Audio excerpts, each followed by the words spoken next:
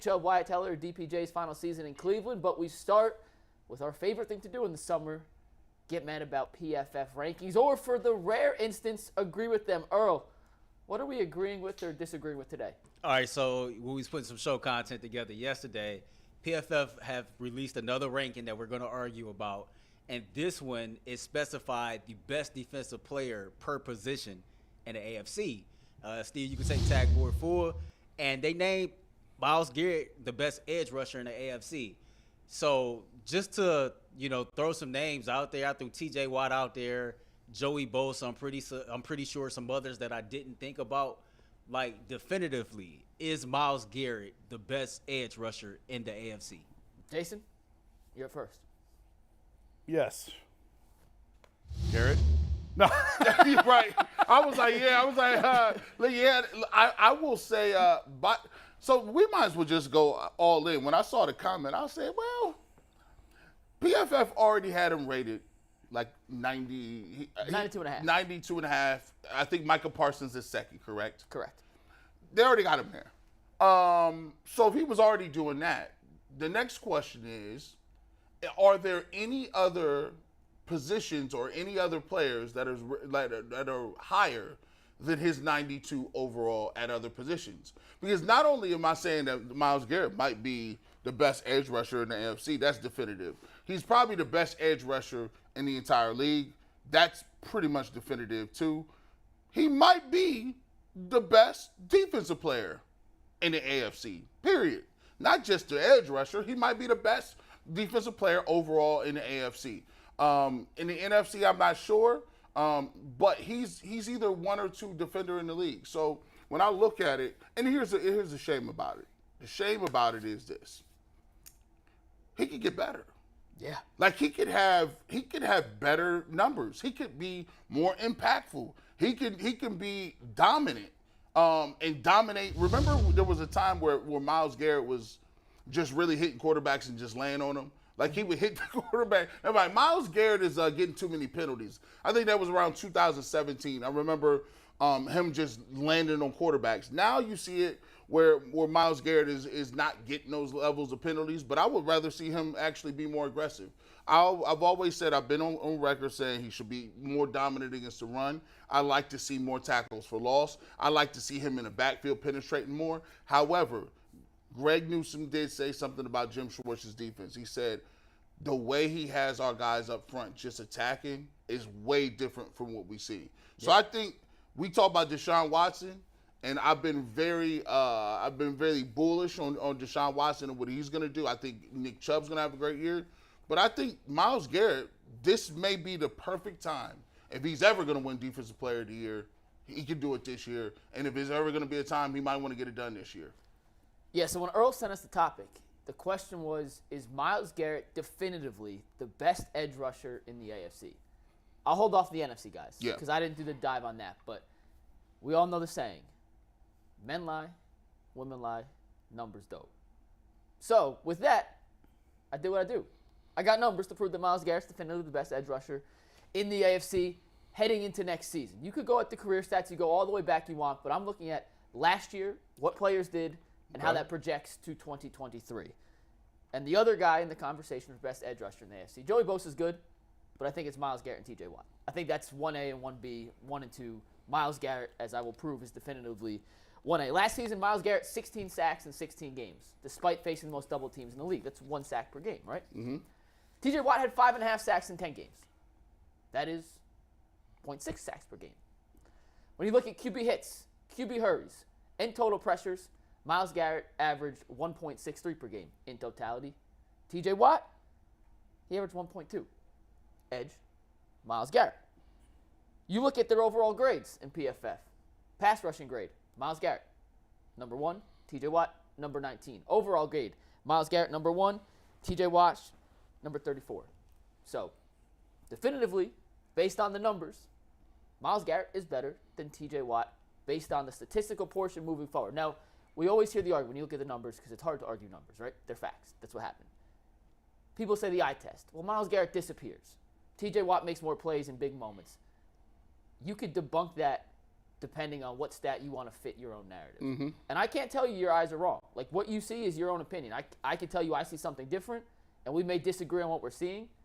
But the reality of the fact is they play a similar position where 9 out of 10 times their main goal is to get to the quarterback. And Myles Garrett is more efficient and effective at getting to the opposing team's quarterback than any other player in the AFC. And I'm going to guess than any other player in the NFL. Micah Parsons, the one guy, I don't have his exact numbers. He's the one guy I might say does it at a more efficient rate, but I don't have the numbers to back it up. So based on the question or last, definitively, yeah, I think he's definitively the best edge rusher in the AFC. I also think he's got to this point, obviously this year could be different, he has the least amount around him compared to some of those other guys. When you look at what T.J. Watt has next to him and Cam Hayward's really sort of an anchor to that defense on the defensive line, and those guys, I think, really sort of help feed off each other. Just physical, pure grit, strength, talent, ability. Nobody bends like Myles. Nobody's as strong as Myles. It's Myles. Now, having said that, I do think there's another gear in there, and we've talked about that. He's got to find it, and I think this is the system for him to find it. If he's ever going to get there, this is the year and this is the system, I think, with the help that they have around him now with the Jim Schwartz style.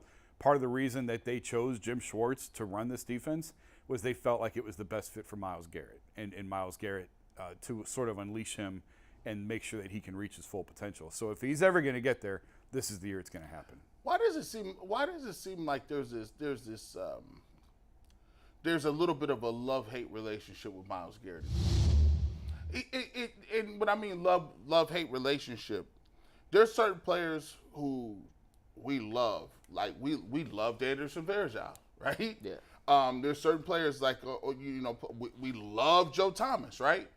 If you look at the numbers, right, you say we always talked about Joe Thomas being a perennial Pro Bowler, right? And probably being the first ballot Hall of Famer. Well, if you look at the track record, you look at the trajectory, Myles Garrett is on pace for the same thing. However, there is not some of the same admiration, the adoring, like when somebody says, hey, the Cleveland Browns are a good team, and they say, who do you guys want to put to the forefront? It seems like Myles Garrett is actually like an afterthought. So when you say Browns, you'll say Chubb. You think Chubb, Watson. Deshaun Watson.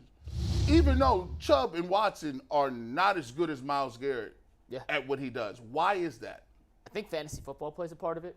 To the normal, casual fan, you know offensive players because you draft them in fantasy football.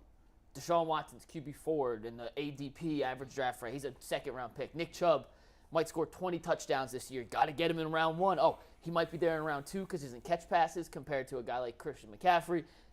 That's what the average fan thinks. They don't look at, and you draft defense as a team. Mm-hmm. You're not, in most leagues, even in the advanced league, Bull wanted to play last year with 2 super flexes plus 2 quarterbacks. Yeah. You play 3 kickers, but you only count it. Like, Bull had these crazy rules he wanted to play. The one thing he didn't even give us was the option to draft a defensive player. So that was even past Bull's outlandish idea of what fantasy football should be, where you have individual defensive player stats counting. So I think it's an offensive-driven league. The NFL, from the top down, pushes offense. Look at the roughing the passers. Look at the defensive pass interference, defensive holding. Every new rule they've implemented over the last few years has been designed to amplify offense and scoring. So I think defensive guys in general kind of get, I don't want to say pushed to the side, but overlooked by the casual run-of-the-mill fan. You think he's underrated by fans? I think he's a product of his own physique. When you look at him and you see, he's a god. He's built. He's just chiseled. The way that he's built, it's incredible. And like I said earlier, the way that he can bend and the way that he can move on the field, and then it does feel, Mike, like you said earlier, like he vanishes at times in games, and I think that's the frustrating part. And maybe it's out of sheer exhaustion, the fact that he's facing so many double teams. That very well may be it. But there's times where you expect him to be more impactful, and he's just not. And I think that's the other gear I'm talking about, and I think that's what you're alluding to, where people feel like there's just more in there to get out. And maybe, I remember, maybe that's unfair, but that's what you expect of the greats. If you want to be the greats and the greatest of all time, and you want to be in that conversation, this is the responsibility that comes with that. I got a question for you guys, because you just brought up something that made me think of Victor. I'm going to go basketball reference, come back to football. Mm-hmm. The Spurs win the lottery. On draft lottery night, Adrian Wojnarowski, who never makes opinions, just reports simple facts, said that he might be the most impressive and sought-after prospect in the history of team sports.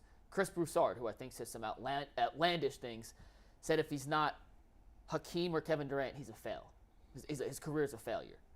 What were the expectations for Myles Garrett coming to Cleveland as the number 1 overall pick? This physical freak specimen, almost never seen before, athletic traits in a body combined with the size and skill he showed at Texas A&M. What were his expectations coming to Cleveland? I don't know. When you talk like in NBA terms in the way that there's always these comps, I don't know that really happens in the NFL because of injuries and for whatever other reason.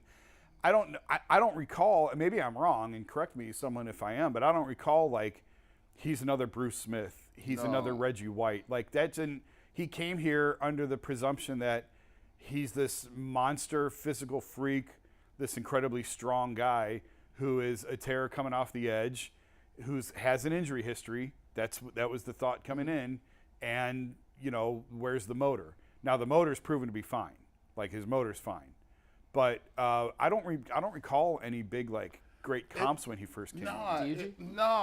So everything that the Browns have done since 1999, even when you talk about the drafts, like it's been overshadowed by the fact that even if you get a guy like Myles Garrett, even if you hit on a really great running back like Nick Chubb, even though Joe Thomas was probably one of the best left tackles to ever put on a uniform, it didn't matter because you just didn't have a quarterback. You just didn't have nothing. Like, so Myles Garrett came here, we were like, okay, we were in the midst of, was we 1-15 his year or was it 16? He was drafted in 17. It all runs together. Yeah. He was 0-16.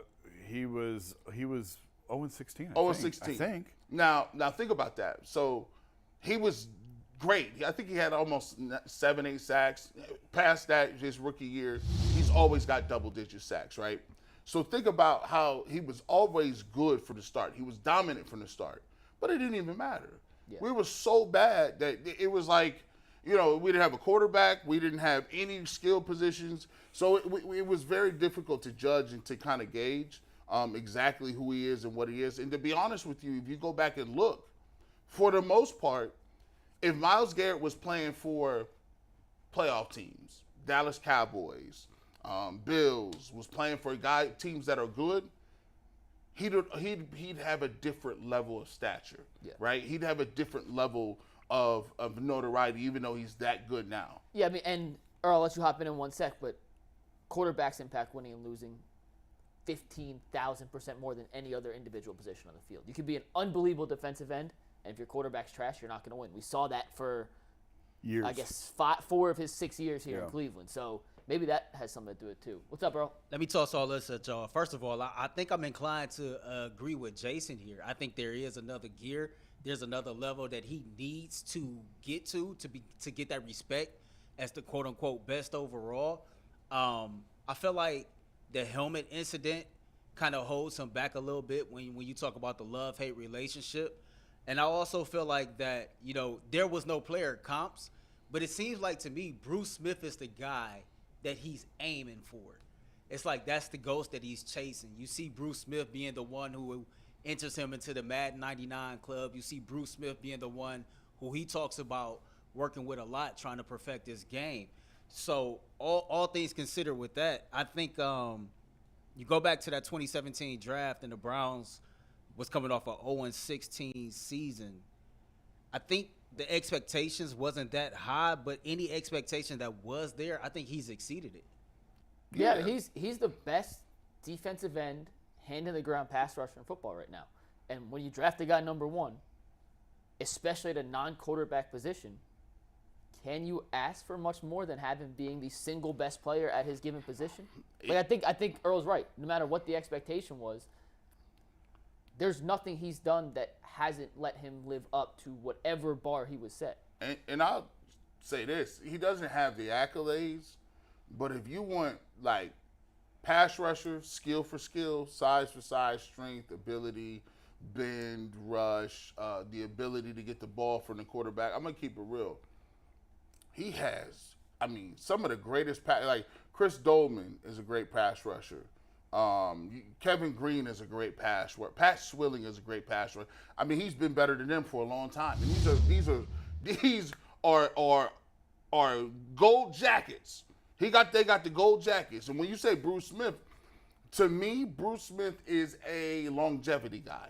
He played a lot of years for a lot of people, and he did it at a high level. But when you compare Bruce Smith and Michael Strahan, Myles Garrett he's like a better prospect. He just has to have the hardware. He has to do it longer. And I think that's the only thing holding him back. If you look at Aaron Donald, the reason why Aaron Donald, some could consider as the best defensive tackle of all time, is just because when you look at those times where they needed to play in the Super Bowl and Aaron Donald gets a sack, that just cements you, bro. And Myles hasn't had as many none of them. He hasn't had as many opportunities either. Right. The team hasn't been very good. And I was just curious. I looked at Michael Strahan's sack record the year that happened. Now, the Giants went to the Super Bowl that year. But he also had 18.5 sacks 2 years later in 2003. Mm-hmm. They were 4-12. Yeah. So just because you have a lot of sacks doesn't mean your team's good. A lot of times when you have sacks, these other teams throwing the ball 50, 60 times, and you're getting a ton of pass rush opportunities. So sacks does not correlate to wins in the same way quarterbacks and touchdowns, yards, completion percentage, EPA on certain plays, dropbacks, as much as that position and those stats correlate to winning. And a lot of times, Jason, it's like you gotta have a winning year. Like go back and look at when they hand out the MVPs and stuff. Yeah. If if you win 10, 11, 12, 13 games, I guarantee you go look at those teams who win 13 games, 12 games, end up with a first round bye. They got Coach of the Year candidates, MVP, Offensive Player of the Year, all those guys. Mm-hmm. So it's kind of difficult. We really do minimize the ability for people to win awards if you're not playing on a good team. Well, I think that's the way it should be because your plays are impacting winning. Yeah. And, I mean, you pointed out you can have a ton of sacks and still not win, but you're generally going to gravitate to the teams that are having the most success, and that's where you're going to look at for postseason awards. I'm going to ask you guys a question. Earl, I'm throwing this. We didn't plan for this, but this is Myles Garrett related. I'm going to throw a number out. You tell me if Myles Garrett has that many sacks to end 2023, successful season or disappointing? And we'll just keep going up. You guys ready? Yeah. 12 sacks. Successful or disappointing? Disappointing. That's disappointing, bro. Now, for context, 99% of the league has 12 sacks. It's a career year. They're getting their biggest paycheck ever after. Now, Zadarius Smith has 12 sacks. Point in case. Yeah. But this is the standard we hold Myles to. And so far throughout his career, he's exceeded those standards. So, Earl, you said disappointing too? Yeah, it'll be a disappointment. All right, 13. Disappointing. Yeah. Disappointing. 14. Keep going. I'll keep going. Y'all tell me when to stop. 15. 16? I'll take 16 because 16 is you play 16 games, you get a sack a game, okay, I guess. I need more. I was going to say 17. Give me 17. 17 games, 17 sacks. Now listen, are these strip sacks? No, just sacks in general. Just sacks in general. I'm cool with I'm cool with 16. But I would like to get more than that. And once again, just for context, one player in the NFL last year had more than 16 sacks. Yep. One. Now, a couple had 16. Garrett, Hassan Reddick. Those are only two. So 2 players had 16 sacks last year. Hassan Reddick of Philadelphia, Myles Garrett, Nick Bosa had 18.5. So one player had more than 16. And all 4 of us, including Earl behind the booth, so 3 out here in Earl, say if he has 16 sacks next season, essentially 1 per game, it's right on par with what we expect. Yeah. That is how high the bar – and my point is that we have set the bar so high for Myles that it feels like even if he has a great season, he's underachieving. But as to you guys have said, he's an all-time great, has a chance to be an all-time great, and you hold those guys to higher standards. To a different standard. And that's his career high. His career high is 16 sacks. So I guess for me to say 17 is unfair. Because that'd be a new career high. I want 20. To me, here's how you know you're good. When you get up into the 20s, that means like I got counter moves. That means I'm hustling. That means I'm getting off blocks. That means if you get to 20, that means you're just having a special year, bro. Like there's nothing nobody can do about it. And to get to 20, you need some help. Like you do need another defensive end. You do need your defensive coordinator to be able to scheme some different stuff up. And that's why I was excited to see Jim Schwartz, because now I think it's a travesty that JOK is that fast, but they never blitz him. Yeah. Like, why would you have a guy that runs like that can change direction, that you can throw into the rush, and then have to have them guard that, plus on the other end Myles Garrett, plus on the other end another. Like, instead of playing vanilla, I would always have him doing something else. And I think Jim Schwartz is going to have people do that. I think you'll see a lot of different stuff.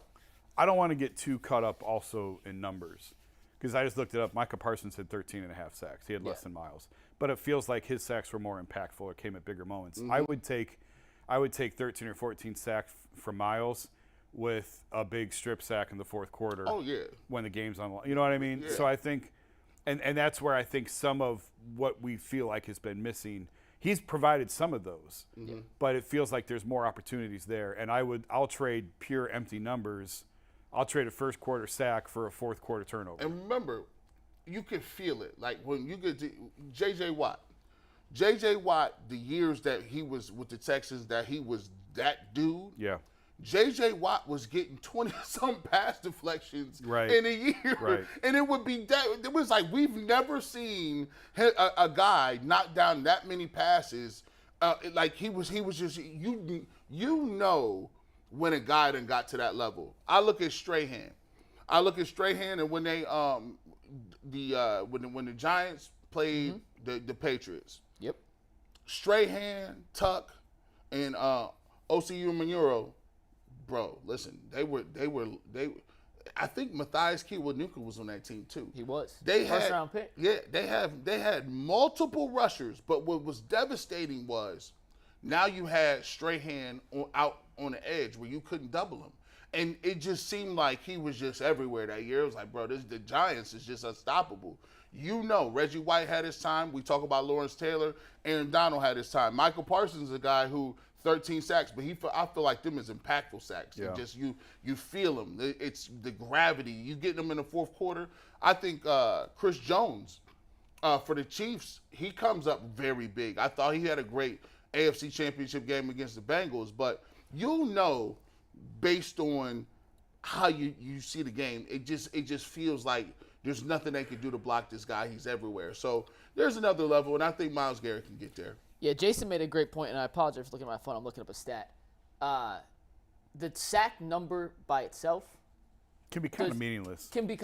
Because there's a very high chance this year, very high likelihood, that Myles Garrett forces a pressure, quarterback, whoever they're playing, rolls out right into the arms of Zadarius Smith. Now, that's not credited as a Myles Garrett sack. That's credited for Zadarius Smith.